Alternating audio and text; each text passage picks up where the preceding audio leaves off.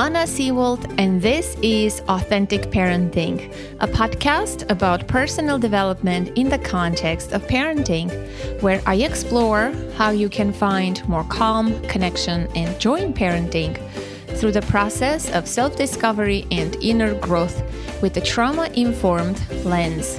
Today's episode is a bit unusual. It is supposed to be an on-air coaching call. My friend Christy Loricella, who was a speaker at the Authentic Parenting Conference last year and conducted a phenomenal writing session, she also appeared on the podcast in episode 195, Why We Need to Connect More, told her husband, Alex, about the coaching opportunity. Without prior knowledge about the on-air coaching call, Alex agreed to do one. When we got on the call, I realized very quickly that this is not going to be a coaching episode, even though Alex did bring a parenting challenge with him about handling screen time battles. We tackled that towards the very end. Even though I know Alex in real life, I had no idea about his upbringing. Turned out, he grew up with an abusive stepfather in Alabama who once swung an axe at Alex. Alex has a memoir coming out sometimes this year, aptly titled, Room to Swing an Axe. He has such a fascinating story that I went along and held space for him to share it. It's a conversation about loss and resilience, creativity, nurturing children's true nature, intentional parenting, and so much more. No matter how consciously we choose to parent our children today, some aspects of our past somehow creep in from time to time because our stories are pretty much alive in us. We are shaped by our stories. We are defined by our stories. I truly hope you'll find this conversation as fascinating as I did.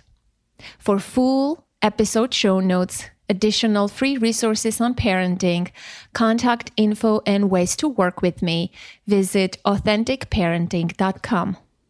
If you haven't already, be sure to subscribe to the show wherever you get your podcasts. And if you want to see behind the scenes of podcasting, know what I'm up to in my personal life, get some interesting and inspirational content on personal development and parenting, participate in my book giveaways, connect with me on Instagram, the only social media platform I use almost daily and somewhat enjoy. My handle is authentic.parenting.podcast. And now, please enjoy this very honest and moving conversation with Alex Dawson. Are you forced to do this call or you're doing it willingly? Yeah, willingly. I mean, Christy doesn't force me to do anything, but, Is willingly and reluctantly, but I'm happy to help with your projects and, and interested in what you have to say. Okay. Is she willing to come on the call? Maybe we can do a... I think she thought that would be difficult because of her son, so he's had his video game time already today. So he's reading, but he needs to be sort of, it would be probably a disrupted interview if he was, unsupervised. Yes, I hear you. But it sounds like you particularly are doing a lot of things with him that I see on Facebook. Yeah, no, I mean, he's great. I love him, and we have a lot of fun. I think I might have told you, but I mean, I grew up in a horse ranch in Alabama in a very isolated way. I had a brother, but we were very socially distanced. I mean, that was our life. We lived on about 900 acres of land, and there was a town of 500 that was about 5 miles away.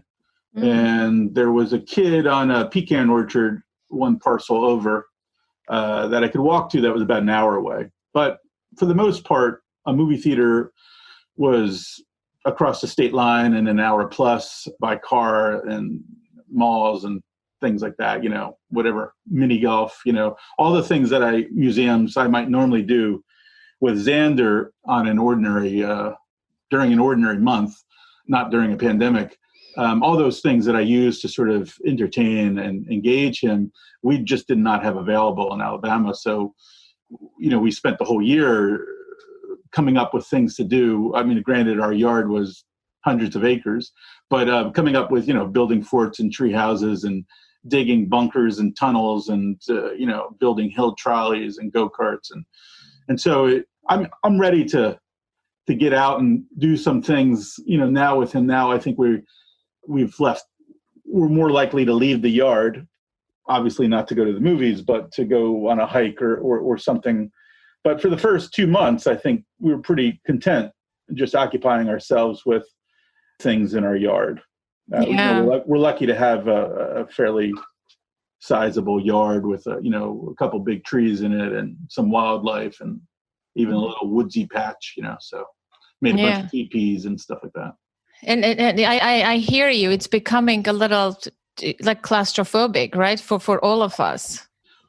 Yeah, I mean, I think it's mostly for me, and just as a parent too, is this will obviously be both good and bad, a memorable time. I mean, we've spent a lot of time with him. We've gotten a dog. We've done a lot of things that we might have had to put off. I had projected all these projects for the spring and summer, but I was kind of thinking, how am I going to get it all? I said, we'll build a 2-story tree house and we'll dig a bunker in the backyard and we'll build a go-kart. And I was kind of offering that stuff, but not really knowing exactly when I was going to fit all that in. So there are a lot of good things that he'll remember, and just trying to minimize the negative things that, might haunt him or stay with him. And so this is obviously an important year for socialization and that sort of thing. So I think it's not exactly claustrophobia, but it's sort of, okay, if this is going to last for a year, I can't isolate myself. My son can't. We can't do it in exactly this way for a year and sort of be healthy. So thinking about, like I went on a long bike ride with a good friend, figuring that, we were outdoors and, we went on like a 3.5 hour mountain bike ride. And that was really nice and joyful. It wasn't something I was thinking about initially. And now I think we have a family that we're close to. The mother is one of Christy's best friends, and I love her too. And her son is in Zan's class and his age, and they've been very close since they were little kids. And so we've been talking to them about opening our pod, our quarantine pod, to include them so that Zan can have sleepovers and things like that.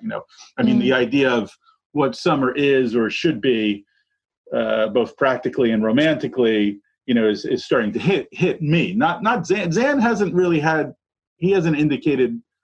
I mean, I think he wishes he could go to the Rutgers pool and things like that, but he hasn't indicated.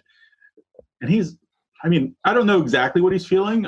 He's pretty articulate about, but he hasn't verbalized any big concerns or he hasn't. He misses his friends, and he said that, but not in a way that seems, terribly profound, at least not yet. So I think the idea is to sort of not let it get to that point and figure out a way of creating a summer that is filled with some things other than the things that we've just been doing already. Making a distinction between the school year and the summer is difficult because he was home all the time, and there is no schoolwork now, but I don't want to just.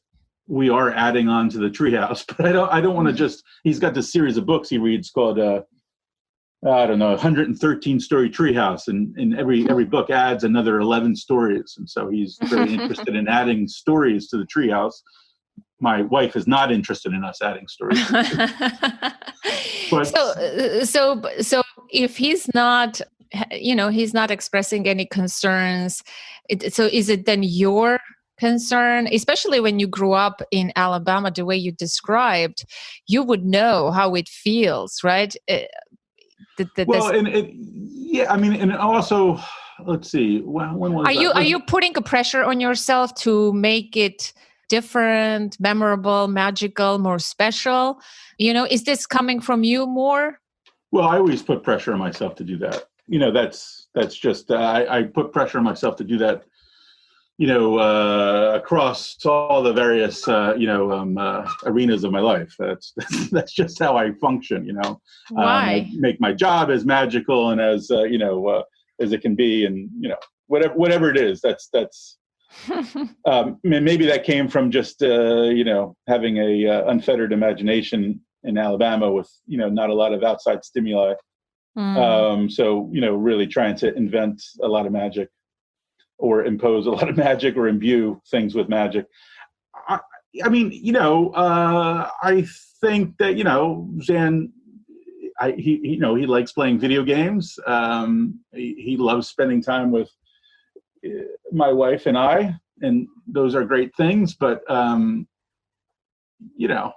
don't think he has a real point of reference. I don't think he was just at the age where he was starting to, certainly he had play dates and obviously socializing at school, but he was just at the age where he was about to start, sleepovers and more robust play dates. And so I think, as an only child, we were playing a lot with him already, and, and he was occupying himself quite a bit already. And so I don't think he has a real point of reference. It's not as if he was like 10 or 11 and all of a sudden, he was isolated. But, you're right. He's been excited and sort of wholeheartedly behind these, the ideas. Hey, would you like to have a sleepover with? Oh, yes. Oh, yeah. So he would love to see his friends, but it's not something he brings up as like, wow, I really miss my friends. Mm-hmm. Mm-hmm.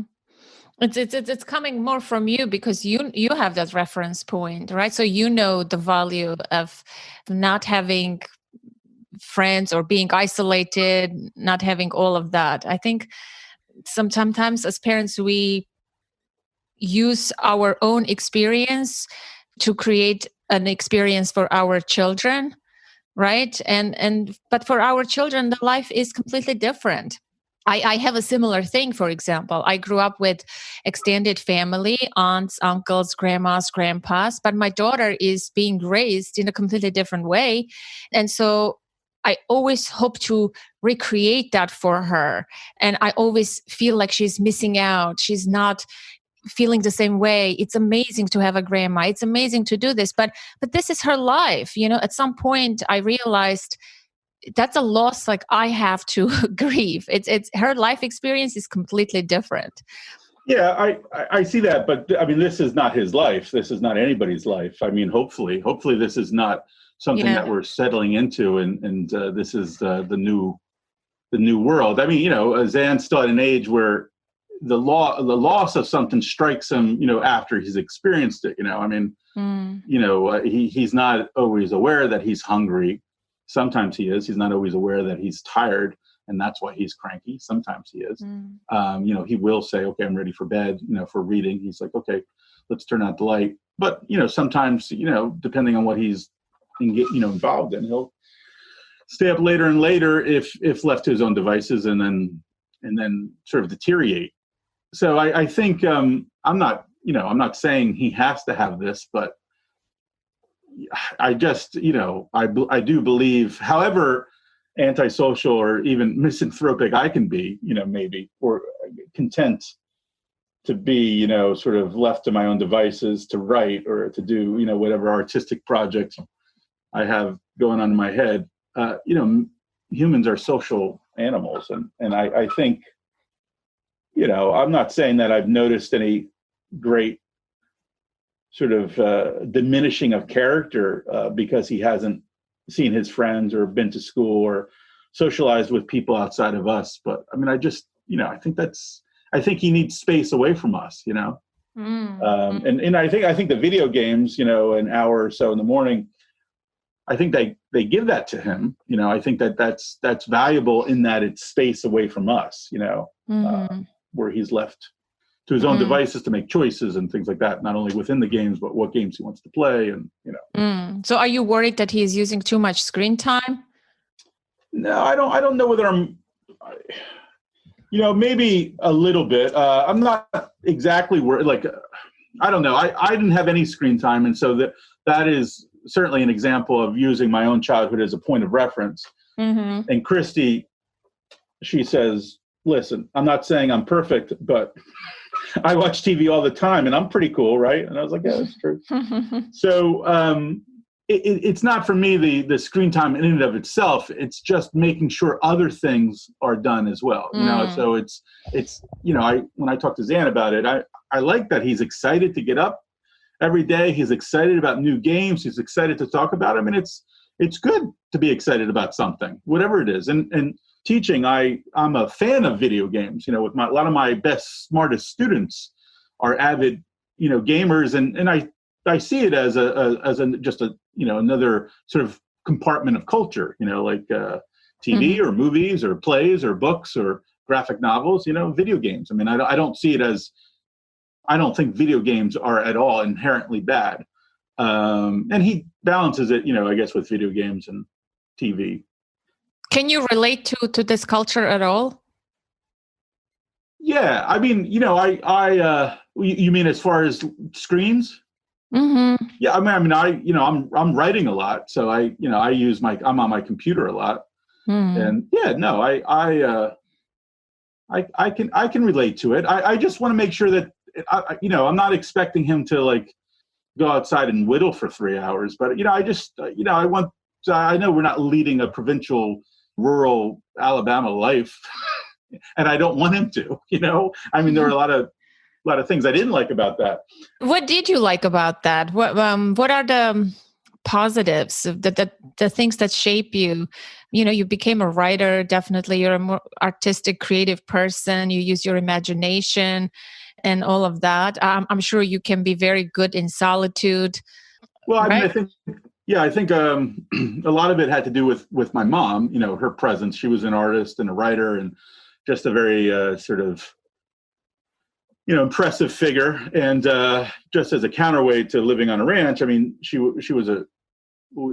traveled internationally, both with us and without us, and spoke several languages. And so we went abroad once a year. And if there was, I mean, she would drive. Like, we saw Raiders of the Lost Ark 5 times, and it was an hour and a half away.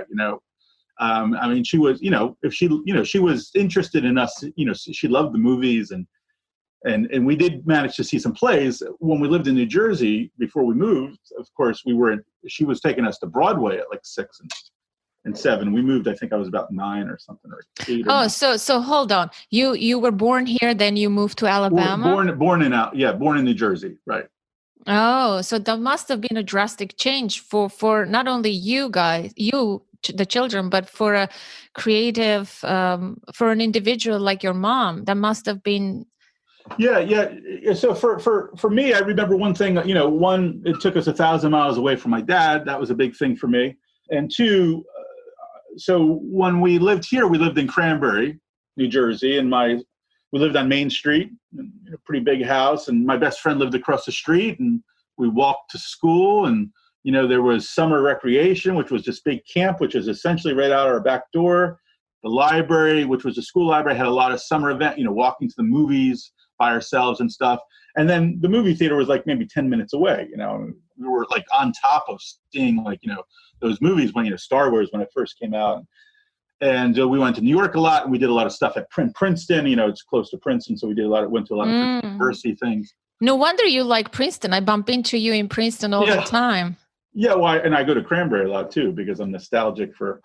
Hold on. So for 9 years you lived here in New Jersey, and then how old is your son now?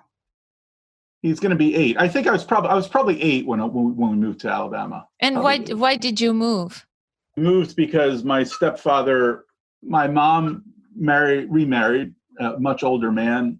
Married, I guess she didn't remarry him, but she got remarried, and she married a much older man, and he, unbeknownst to her, decided to retire within about 3 years of them getting married. And he had a ranch down in Alabama, and he had horses even up here in New Jersey. horses and hunting dogs, but he decided to retire to training bird dogs and horses full time. He's probably about 65, 68 probably when he decided to retire.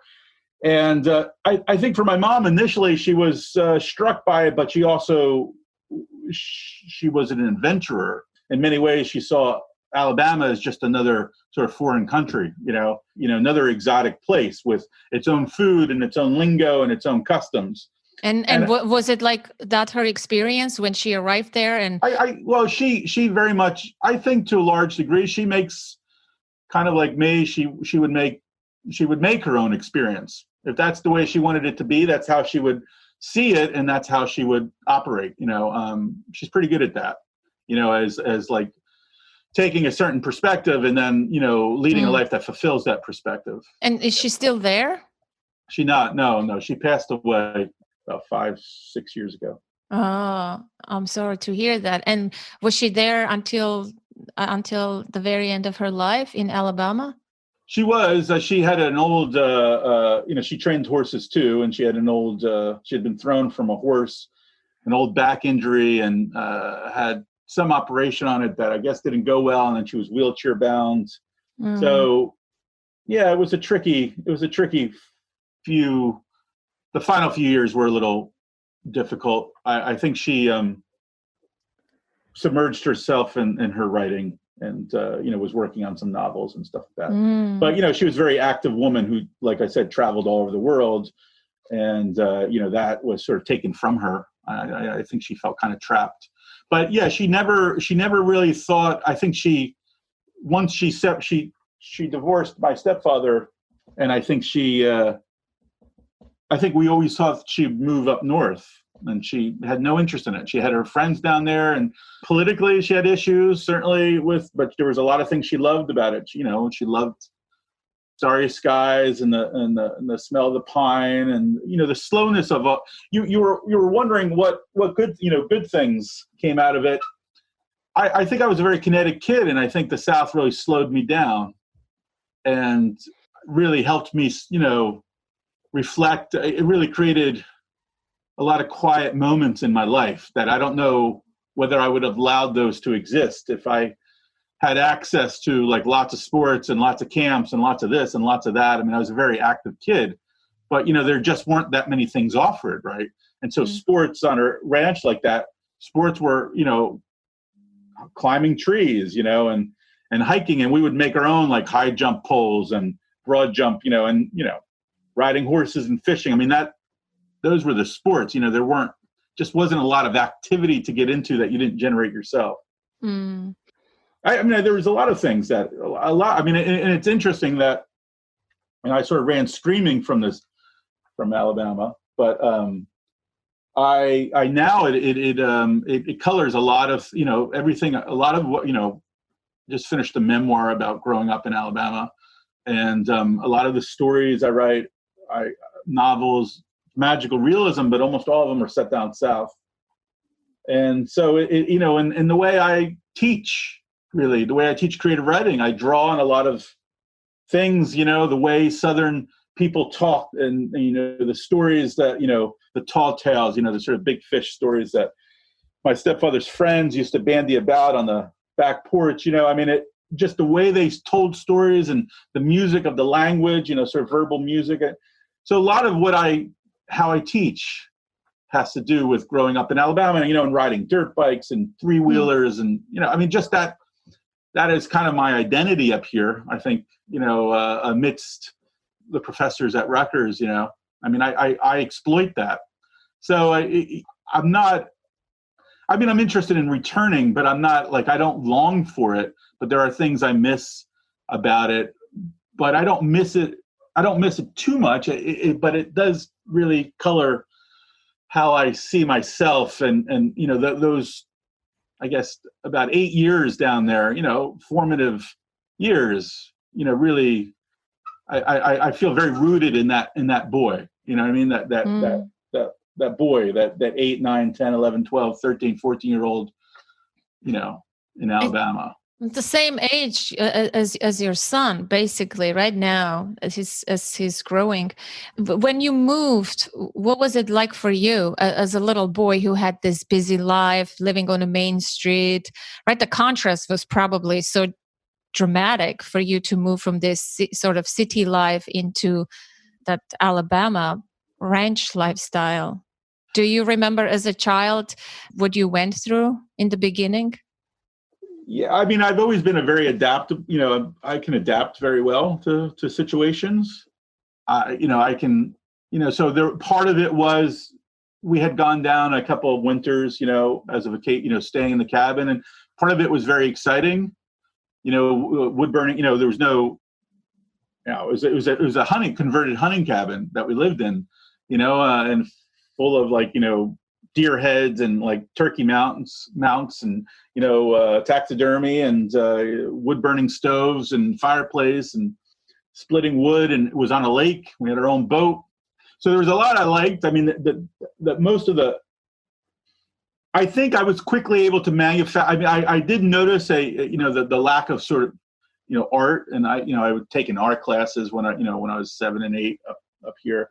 But I fairly quickly met another kid who had grown up, who was born in the North, and his parents were from the North.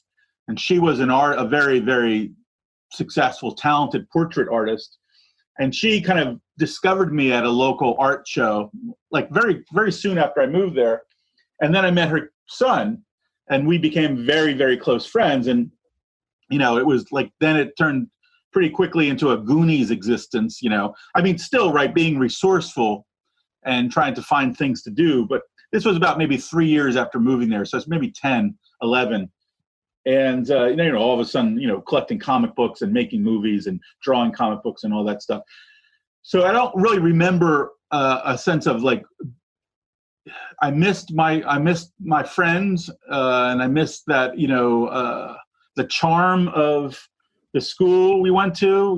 The school was very, we started going to school in a 3-room schoolhouse that was, run by a flinty woman, old woman headmaster who, we're getting paddled, and, it was a very sort of strict kind of place, I'm trying to think yeah, I mean, I had some friction with they became my friends, but I had some friction early on with the other kids. We were damn Yankees, and they said that. They called us that. You had issues like fitting in, blending in, or finding your place. I rather say we spoke different. They made fun of the way we spoke. I mean, nothing too horrible. But I remember a spelling test. Like we were there a couple, 3 months into the school year or 2 months into the school year, and the woman, right, who ran the school gave the spelling test, and she mispronounced all the words. And so, she would say stew, and we would spell STEW, and it was stool she was trying to say. And so we got all these words wrong. And I remember my mom going in and, having this like big, like contentious meeting with her. And I remember her saying, well, they something like they's here now, she's like, that's not how it's look at the dictionary. She brought a little pocket dictionary with her. So that's not how you pronounce it. This is how you pronounce it. But she's like, basically, when in Rome, so this was a big culture shift, culture shock almost for you. How long do you think it took you to sort of immerse yourself in that culture and speak, their accent and I don't know, what was that process like for you? Yeah, I think I always had a foot in both worlds, right? So as I got older, I mean, I was an athlete. So that's a quick way of getting people on your side, right? I mean, I was a successful athlete, even in like the rudimentary stuff, like in grade school, track meets and, like field day and stuff. I was winning ribbons and awards, and, so there was that.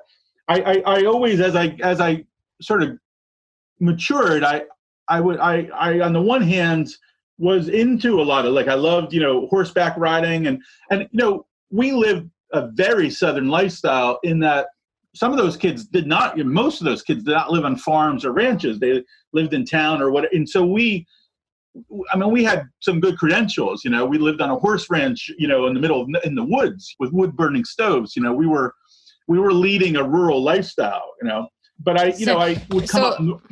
I was just going to say, I'd come up north and for the summers with my dad and would go into New York. And so I was still like very much an artist I kind of had this, these dual lives, and when I went to high school or junior high and high school, that was 40 minutes away in Tuskegee. So I was able to create something on the ranch that maybe was very different from the person I was in high school. I might have been an athlete and this and going to parties and stuff. But on the ranch, like, 14, 15, I was still making movies and, dressing up in costumes with like, some local friends, and making comic books and stuff like that. So the ranch, so you had this two dual part of you, and the ranch was the place where you could express the part that was from New Jersey. Is that so? Or whether it was from New Jersey or not. I mean, I know a lot of Jerseyans who aren't like this. So not Jersey, but that part of your identity. That's what I'm. More like geeky, nerdy, comic booky, arty, kind of kid, with a candy spirit, making things happen. And I think in school, in junior high and high school, I would affect more of a. Even though sometimes it would leak over, if they had an art contest or something like that, and I would win, it would leak over. But there was no art classes and there was no drama program or anything like that. So no wonder when I first met you, obviously I didn't know your life story. Now it all makes sense. You're this tough looking, athlete looking, biker looking man, but you also have this deeply artistic, creative side of you, right? You do the podcast, you do all sorts of artistic, creative projects. So now it all makes sense because they're both part of who you are. It is interesting that you kept both of them alive somehow. Is that so? Is that your experience, or it seems from outside like that? I'm not sure. No, totally. I mean, so being able to sort of compartmentalize them or sort of mix them. I don't really compartmentalize them anymore. I mix them. Like I said, that the way I teach is very much about, like my final class is like, I use 15 motorcycle rules and I apply them to writing. I very much, mix the biker, Southern, big guy with a beard with, teaching creative writing, and I teach fantasy fiction, and so I'm teaching like really nerdy stuff, I'm this big, burly guy, and I'm talking about, Percy Jackson or Harry Potter, but, I was for years a bouncer and a bartender, and, I did the same thing where they were sort of separated, but ultimately people at the bar knew I was a playwright then. I had a theater company in New York then, and I did a feature-length play called Barman, based on my experiences as a bouncer and a bartender at this particular New Brunswick Gut Bucket.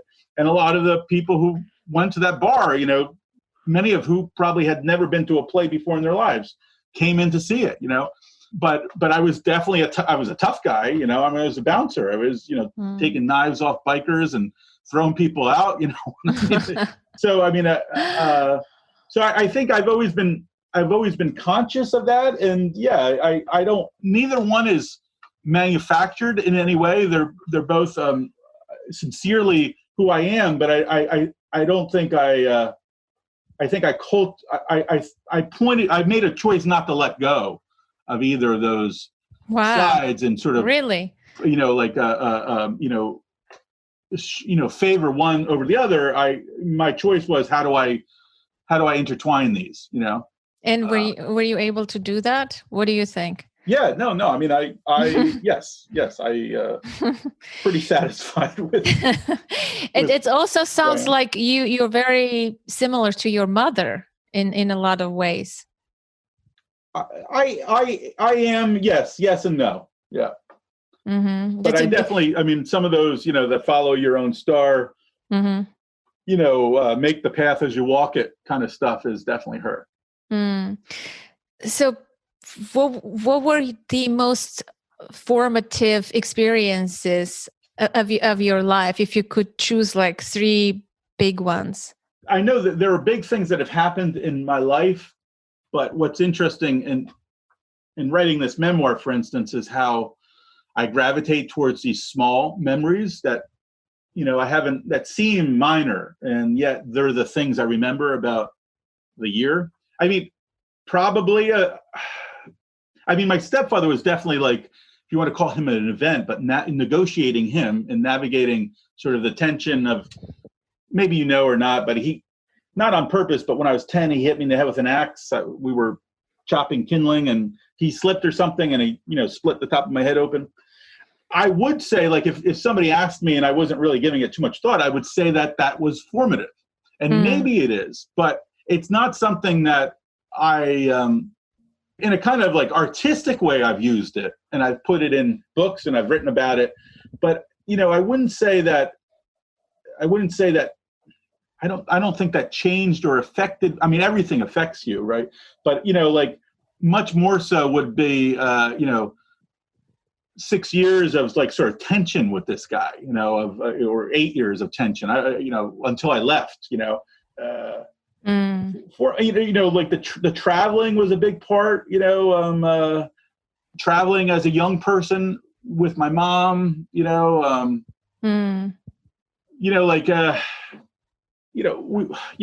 think, and then as a young adult, when I came up for college, I wouldn't go back home. And, my mom wanted me to come home for Christmas and I wouldn't do that. And so she decided to, like, every winter break, we would meet in London. She would fly from Alabama and I'd fly from Newark, and we'd spend 10 days together. And we did that 4 years in a row, when I was in college, and we'd just see 15 plays in 10 days, West End shows, and spending a lot of time talking about the shows, having dinner, having drinks together. So I think about those are formative, and probably, I can't really think of formative events, but, probably the three most formative when I think about who I was as a young man was stepfather, my mom, and then my best friend then, Aaron, this kid, Aaron, who that's who we made movies, and we put on shows, and we drew and sold comic books, and we built huge elaborate forts. We did all that together, and that's a big, those would be probably. I know those aren't particular moments. There are so many moments that I remember, that it's hard to say which moments formed me. But the stepfather figure, I read a little bit when you post on Facebook from your memoir. I'm widely interested to read the full memoir, of course, but he's still alive, right? Oh, no, he's long dead. He's long dead? I thought he was alive. No, he probably died, probably about 25 years ago. I see. My mom died about 5 or 6 years ago, and he died about 20. Yeah, he died when I was, probably even, that's another thing that I've written about. I wasn't told when he died, which was very strange. So I don't know exactly when he died. I only know within a couple years, because I really found out about his death several years later, which was weird, right? For what was essentially a father figure. I talked to my son about him. And, and he, did you hate him, and then, it was complicated how I felt about him, he certainly had a big hand in who I am, though, in what way? Well, I would say as a man, he was I love my dad, but he was not my dad. My dad, very intellectual and, studious. And my stepfather was a smart man. He was a dentist. But he was a very masculine guy, and he taught me all the things that I know how to do, largely. I think inadvertently, maybe because he wanted help doing them, but, he taught me how to ride and how to kill a snake and how to build a shed, and split wood and, throw a punch, all those things, But I also, he was fairly violent. And so he taught me, I very pointedly became the opposite of that as a parent. I would never ever strike my son, and I think about how that sort of tension, and for good or for bad, there's not one mote of our son that is, well, there's not one mote of him that's afraid of me. Sometimes he's afraid of not that Christy does anything like that, but Christy is sterner sometimes with him, and can sort of like snap him out of something, whereas me, he may laugh. So here I am, this big 250-pound guy, and I had this little 7-year-old kid, and I liked that because I was terrified of my stepfather. But was he a big man too? He wasn't a big man, no, but he was a powerful man, and he was, he struck, he hit us, so that probably is something that also sort of, I had to stand up for myself. Ultimately, my brother and I stood up, my brother stood up for me, but I was a more reckless kid, and I didn't follow the rules, and I disregarded the rules, and so my brother was much more of minding his pints and his quarts, and just a good boy, whereas I was sweet and charming and never a bully, but kind, but I was very sort of reckless, up on the barn roof, and and talking back and things like that, and so but eventually, I physically would stand up for myself. And at what age? I'm curious. I mean, probably you were a big teenager too, right? Well, I was. I think I had my major growth. I was a big kid, but I had a growth. I started college fairly early at 17, and 17, 18 was a big growing time for me. So I wasn't as big as I am now. Didn't have the same shoulders, but. Yeah, I mean, earlier, when I was earlier, when he was still towering over me, standing, sort of having the courage to sort of stand up to him, and then I think we would still get, in trouble sometimes, but I think he started to feel like it wasn't worth it. Do you know what I mean? And what age that would be if he was towering over you, and how would you stand up to him? By just saying things, or like weapons. Really? Well, I mean, not weapons. Weapons like weapons are for villagers in monster movies. Like a shovel or something. And my brother too. My brother, who also. I don't know who I would have been, but I would have been an athlete. In this, but my brother might not have been. My brother became a very sort of. He's smaller than me, but he was extremely studious, and the South really turned him into. Like an outdoor, like a beer, he didn't grow, really, but I mean, he became like an outdoorsman, and somebody who, like a real, like hiker and mountain climber and real explorer. And I think he may have been content to read about those things had we not had such a, like a robustly outdoorsy upbringing, had we not moved to the South. And so I remember even, he's 2.5 years older than me. I remember him, before me, standing up to my stepfather, like raising a shovel, like saying that he would hit him with the shovel if he didn't leave me alone. What was your mother's stance in those moments? Well, I mean, I think she had her own issues with it. I don't see her as rescuing us, and this is interesting. This is something I don't talk too much about this with my son, but I kind of transparent. And he'll ask, why didn't she rescue you? And she had her own. I mean, even before. Now, my dad never had any of this in him, right? But my mom was aggressive, not the same way, and it wasn't a lot of tension, right? With my stepfather, it was less the physical outbursts and more the simmering, don't make him angry, that persisted every day, that kind of thing. My mom, in between her outbursts, was very sort of ebullient, joyful, I guess you could call it. So I think what she remembers when we would have, like, I mentioned going away with her a lot, and sort of hanging out as adults, when I was in college and during those conversations, I think she remembered it as being different, a lot less. And, and then the culture of the South is one of corporal punishment, and, we got hit at school too. And so it wasn't like there were a lot of people saying, don't do that. I mean, most families down there did that. And the schools did that too. It was a private school, So she might have had some, like, if you don't want to get hit, shut up, that kind of thing. Stop interrupting, do as you're told, kind of attitude towards it. Was she scared of him? Was she scared of him too? Was he abusive? No, I don't think she was. I mean, she was as powerful as he was. So sometimes they would get into it, but that was never, if anything, he might have been scared of her.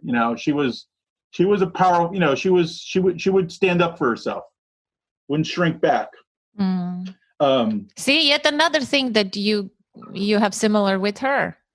Oh, standing up? Yeah. Standing up, yeah. No, hey, listen, she had her flaws, but she was a powerful woman. And, she had a lot of insecurities, but also a lot of bluster, and, hopefully some confidence, I don't know, but seemed like she was very confident, but she definitely stood very tall, both in my memory and I think sort of, I mean, it's hard, right? Every memory is a memory of a memory. I don't actually know how things were, I can only know what I remember, but, I remember her as, very sort of warrior-like, just in the way she did things, very committed and very confident.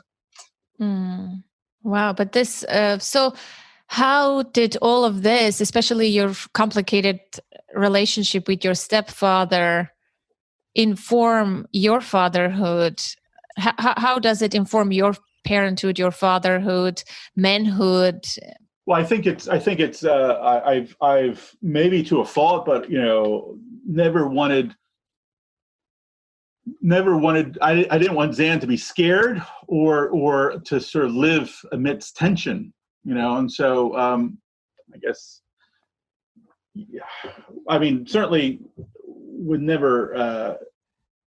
I think about all the things that he sort of like giddily gets away with, just the way he teases us or turns off the TV in the middle of a movie that we're watching, whatever it is, I mean, sort of a puckish, and I mean, I think about, God, I would do those things maybe once, but, in all those instances, how, I'd probably get hit. And I wouldn't even think to hit him in those instances, I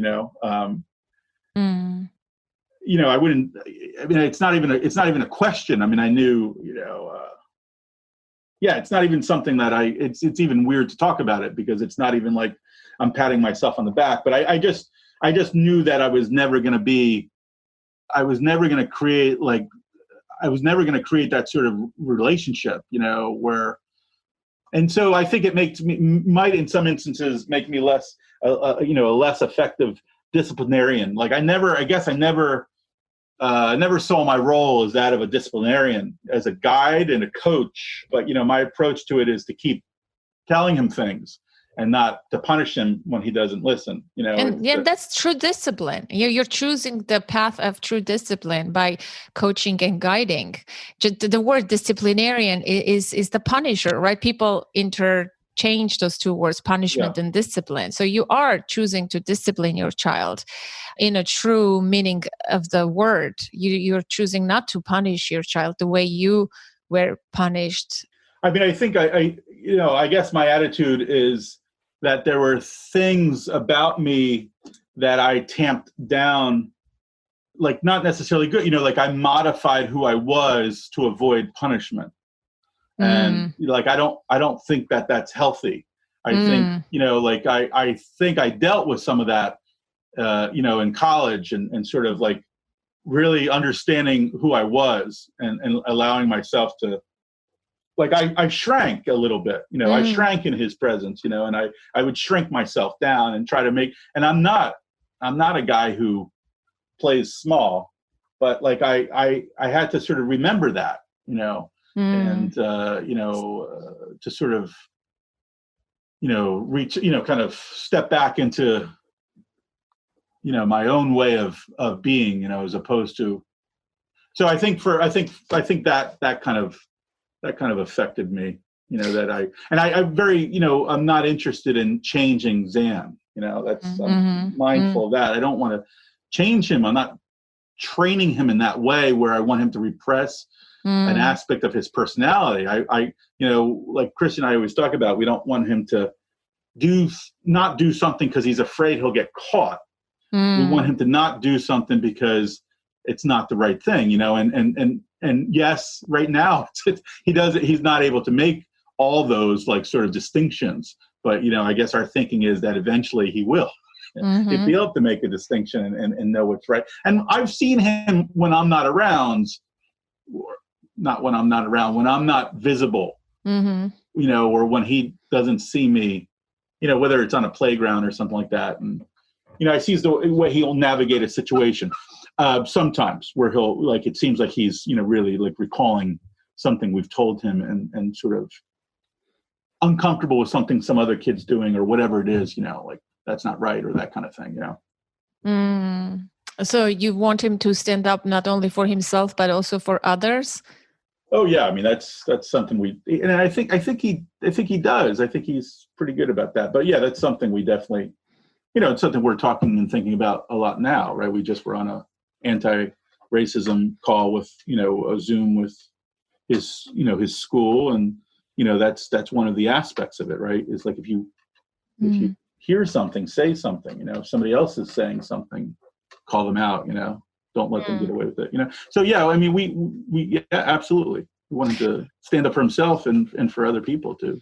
So you said that even if I understood this correctly, like when you were in college, you sort of felt the impact of your stepfather's power, I guess, influence. I don't know what's the right word here. I want to know, like, say more about that. How did it affect you, even if you were away from him? Well, I think I was always very, confidence in quotes. And I think I had a year, like a sort of a year in college when I think there were a lot of insecurities that I probably had ignored or, buried, reared up. I think that I don't think it was an extremely stable house. It was an inspiring house, but a very tumultuous house. You know what I mean? It wasn't a quiet. There was quiet, right? Because we lived in the woods, but the unit. And so I never turned really to my mom, not really. I never turned to my parents really for comfort or advice, And I think, I came up for college when I was 16, and then right before I started, I turned 17. And I think I felt like I was on my own, and I had to make my own discoveries and decisions. And in fact, as the years went on, I felt like I was more of an advisor to my mom than she was to me. So, I think a lot of my insecurities came from that sort of, that fragile calm or that fragile quiet. I remember my stepfather he participated in all these things that are called dog trials, field trials. So you take your hunting dogs and you compete, and, there's big prizes and sterling silver cups and, bowls with your dog's name carved into. Anyway, so he would go away sometimes overnight for these. I mean, often we would go too. We'd run the circuit across the country every year up to North Dakota and back. But when he would go away and it was just, my mom and my brother and me in the cabin, and those were like really idyllic nights, those were like, it was really like, those were magical evenings, because again, it wasn't really him hitting us that was the burden. It was what he prevented us from doing and how he prevented us from behaving and being. Quiet, silent, contained. When he would go away, Mom would turn, she was like a hippie and she loved rock, and she would turn on the music, really loud. And, she would, it was just, she was not, she wouldn't stand up for him. And she completely accepted that things were very, very different when she was around. And so she would kind of underscore that, I think, with her behavior. We never called him anything but doctor. That's all we ever called him, my brother.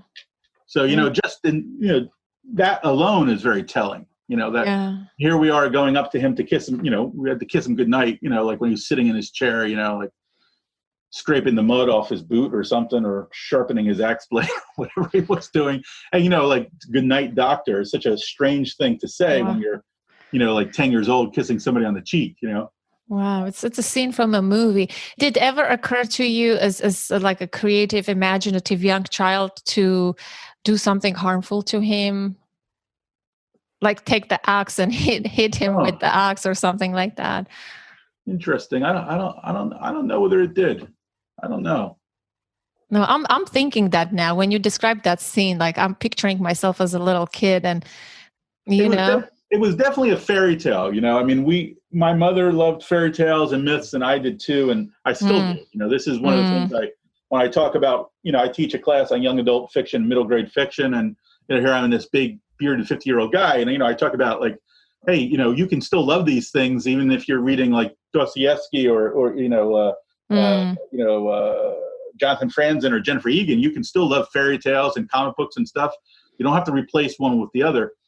So I think there was a lot of I really perceived my childhood through the lens of like a fairy tale, and so he was very trollish. Was that like a sort of, do you think, coping mechanism for you?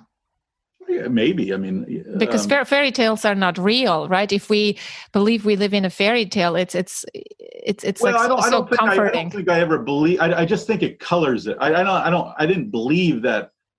Although who knows? I mean, I believed in magic and things like that. So I was very, I believed in things like that. So I was well beyond the age that I should have. I believed I could turn gold, rocks into gold and things like that if I could just find the right stall and stuff. I believed in, that a deep tree hollow would lead somewhere magical. I definitely thought there were portals in the woods, and my mom reinforced that. She would tell me that there were witches in the woods with, hair like beard moss and dinosaurs living in the lake. I mean, she just, that the animals would talk at midnight on Christmas Eve. I mean, I believed in this stuff until well beyond the age when, the average kid from New Jersey would put it away. So I believed in magic and mystery, but I don't think I was practically aware of what was going on. I wasn't like pretending, it didn't strike me as any kind of psychosis or. No, that's not what I meant. But it's good to have this escape, right? To this alternative universe, this other place, the imagination world, the mystery world. Imagine if you didn't have that. I mean, what would your life would be like just living there with this man? Yeah. I think my brother probably didn't have that, and I think I think he was affected a lot more than I was. Even though I was the one who was struck, but most often, but maybe watching somebody get struck is even more potent than being struck yourself. Definitely, yeah. I mean, he ran away in a much more purposeful way than I did. He ran away in anger. Whereas I just said, hey, listen, I don't feel like going back to Alabama, Mom, Whereas he really would disappear for years at a time. He was traveling, you'd be up in Alaska or working as a firefighter in Yellowstone or down in Nicaragua. Or, ultimately he ended up in South America for about 11 years. Wow. So he really ran away, like far from it all. Yes. Yeah. But then came back. But, he changed his name, his name used to be spelled with a K. His name is Christian, and my mom's name was Carolee. And he legally changed the spelling of his name, so it did not share the sort of the K of his mom's name. Wow. Interesting, isn't it? How come your mom stayed on the ranch with this man? Do you think she was also having this like double life, double identity, and trying to navigate that? When he wasn't there, she was herself, and when he was there, it I think, I sounds mean, like it. I think she was. I think she was there. I think she was herself with him too. I mean, again, she was not. She did not sublimate herself to him. She was a big. She was. I would say she was a bigger personality than he was. He was more reticent, Mm. and I think there were things that she. I was surprised ultimately that she didn't move away. But I think she. We've talked. We had talked about it at some point, and I think she felt like she didn't want to change our lives again. Mm. Like she had divorced my dad, and there was a huge change. And listen, there were I know we're talking a lot about the sort of the downside, but I think I pretty fairly remember, like, my childhood, and there was we had there was a lot of great things too. I mean, there was, there was a lot of magic, and I mean, like actual magic, and generated by the woods, by my mom, by myself. I mean, just she would wake us up at midnight to go bareback riding, if the moon looked nice on the lake. I mean, she was very, just going all over, Africa and Mexico. I mean, just, and there's this like very, very different existence than up here, and artistically and creatively, and also like just things to remember. It's so different from the experiences of every one of my friends, every one of my adult friends. I'm very, very dramatically different, right? And really, really contributed to who I became and what I valued, I think. But I think my mom was pretty fully herself most of the time, and I can't explain how she, I don't know what she felt or what she thought, if and when he hit us. I can't imagine being a parent of a 9-year-old and seeing them get hit. I just can't imagine that. But it's not that she didn't ever hit us herself. So so I don't know. I know I'm arguing that she was a powerful woman, but she didn't put a stop to that. But she had her own temper. Yeah. So what do you hope to give your son in life? Lessons, values? What do I hope to give my son? And I mean, really, that's such a big question, right? Maybe I should have a simple answer for that.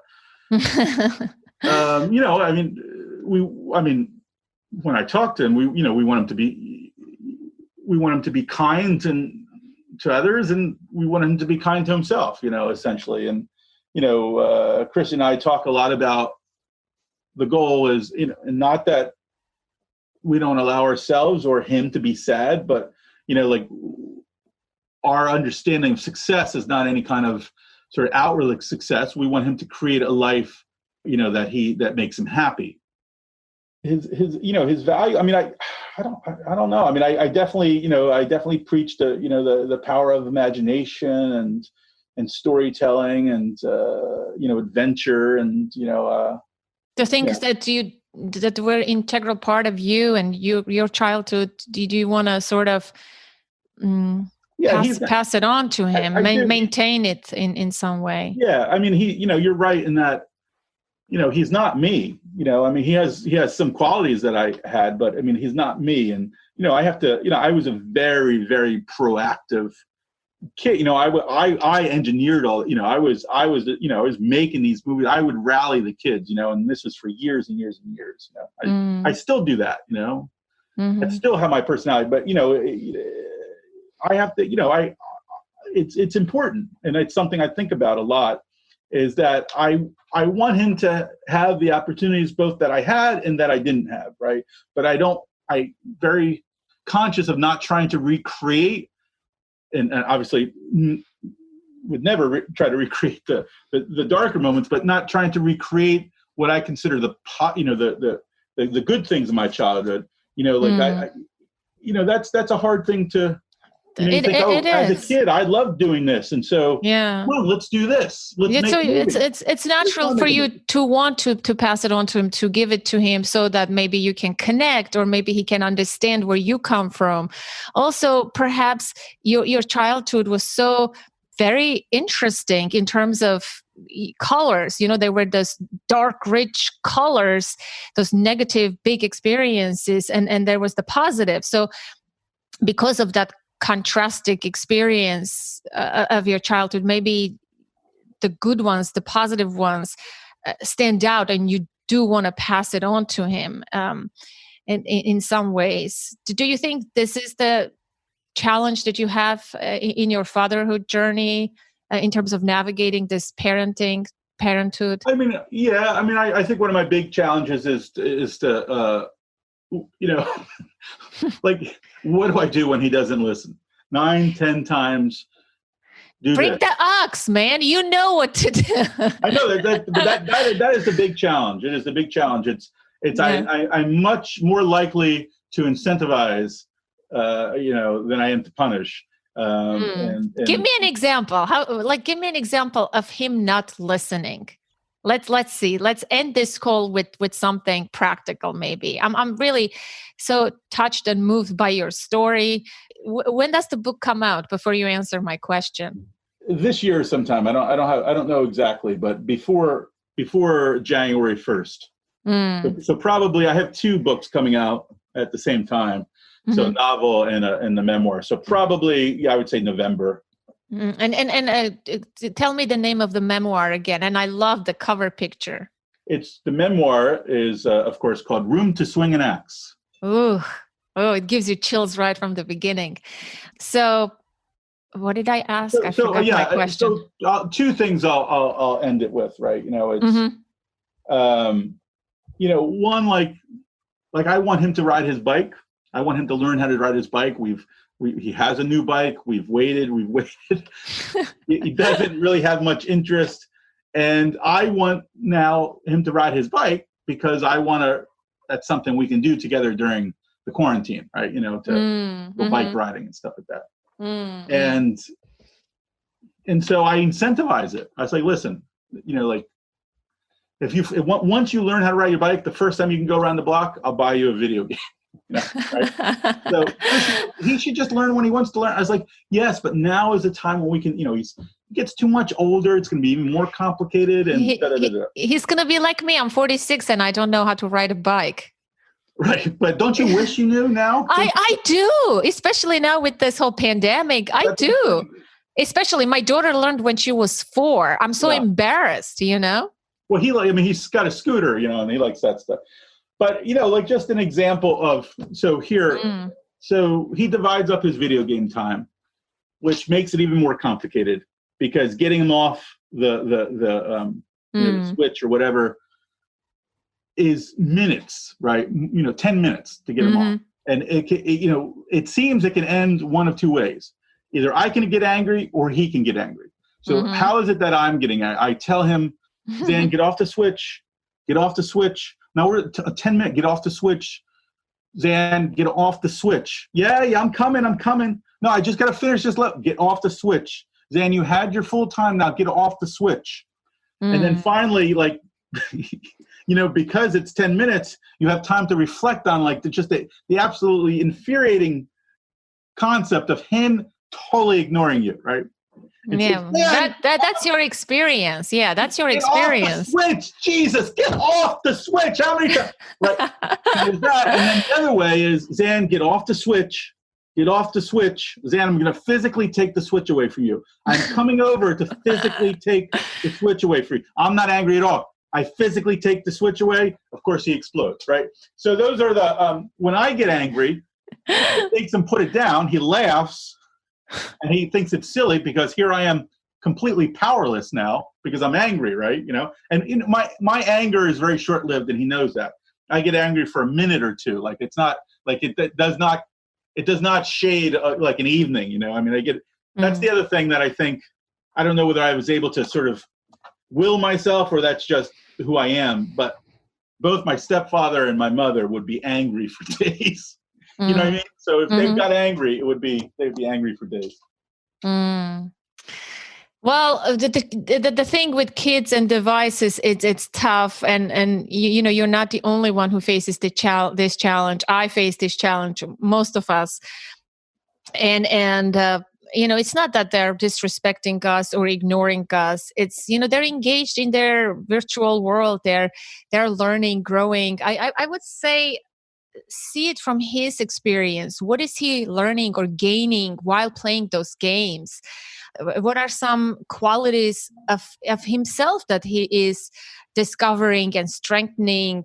Is he using his imagination in some ways? Is he using his cleverness, strategic thinking, teamwork, and stuff like that? Seeing it from a different perspective, reframing this experience and not just seeing that it's a waste of time. Like most of us think when our children are on those devices, it's a waste of time. All the times we grew up, we used to do this. I definitely fall into this way of thinking. But when I see how my child interacts and what she does, it's like, wow, it's really stunning when I have an open mind. No, let me yes, I feel that about most of it, right?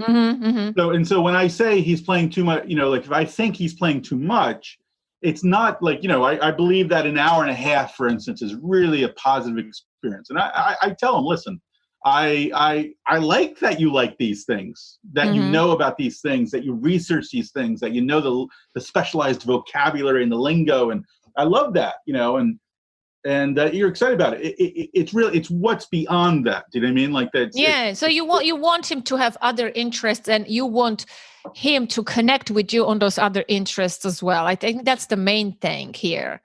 It's not that you're against those games. It's that you want to have, let's say, a bike riding experience with him too. And I think that's what you should emphasize instead of trying to chase him off the console or off the whatever switch he's doing. But he's got to go. He's got to get off at some point.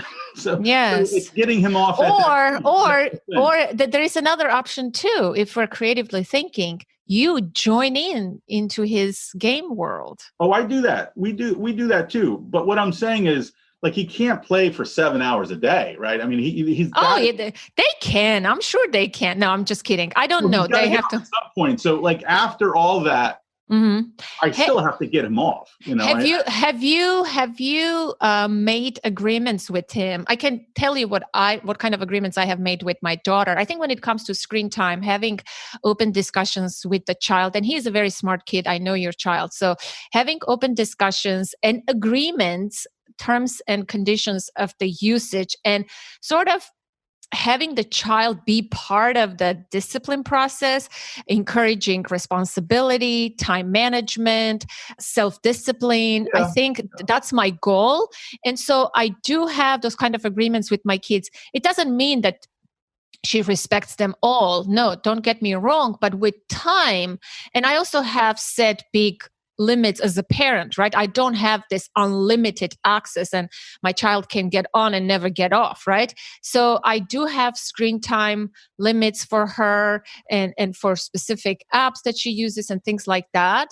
And so when the time elapses, that's it. She may request 15 more minutes. I can grant that or not, but she knows how to budget her time. And a lot of good things came out of that.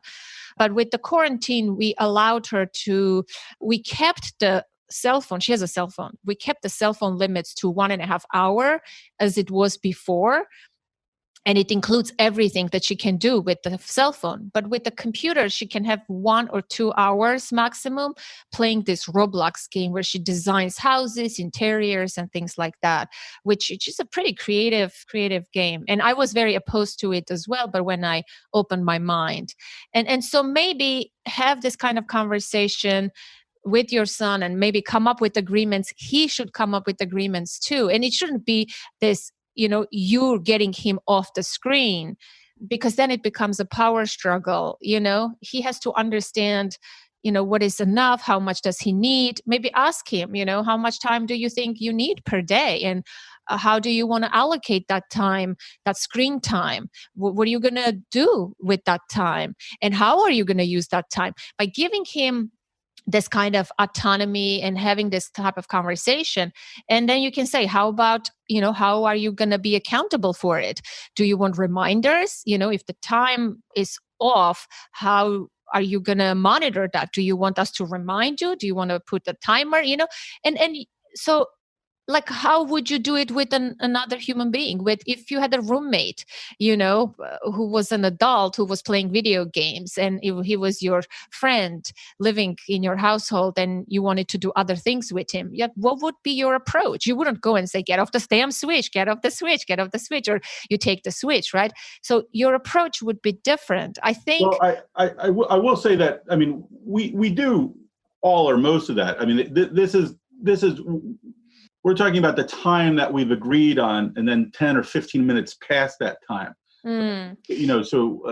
So maybe then, knowing that 10, 15 minutes, then that's that buffer time, then maybe that's a more realistic goal. No, you're right. And that's just accepting that. Yes. It's the thing with the toothbrush, like when I remind myself, hey, brushing his teeth, it's not 2 minutes. It might be 10 minutes, and it's like, doing his homework is not the homework. The homework maybe takes 10 minutes, but preparing him to do the homework maybe takes an hour. It's like when you get off the treadmill, there is this, before shutting it off, it has this cooling down mode, right? So I think knowing that with every activity, especially screen time, which is a highly addictive, and just come on, none of us can just hang up the phone I think knowing that and being more realistic, giving that cooling off time would be ideal, or just reminding him before getting angry or something like that. And maybe some games that he plays doesn't require time per se. It depends what he does, right? Sometimes, let's say if he has 1 hour of screen time and the movie is only an hour and a half. Well, that doesn't make sense. He's not going to stop the movie because his 1 hour elapsed, right? So also it depends what they do. Maybe one game would be a better agreement as opposed to 1 hour, because maybe the game lasts either 40 minutes or 1.5 hours. I don't know. Like, you have to know what is it that he does to sort of set the limit around that activity. Because giving 1 hour, it's like we arbitrarily give this 1 hour, but maybe he's not done in 1 hour. He's like in the very culmination moment, and you are a killjoy, so it doesn't make sense, Hey, Anna, I have a student waiting for me down on the porch, so you have to go. Yeah, I know. We went over time. So Alex, I want to thank you for your time, and this was an amazing conversation. I can't wait to read your book, and happy Father's Day. Anna, thank you so much. I really enjoyed our conversation too.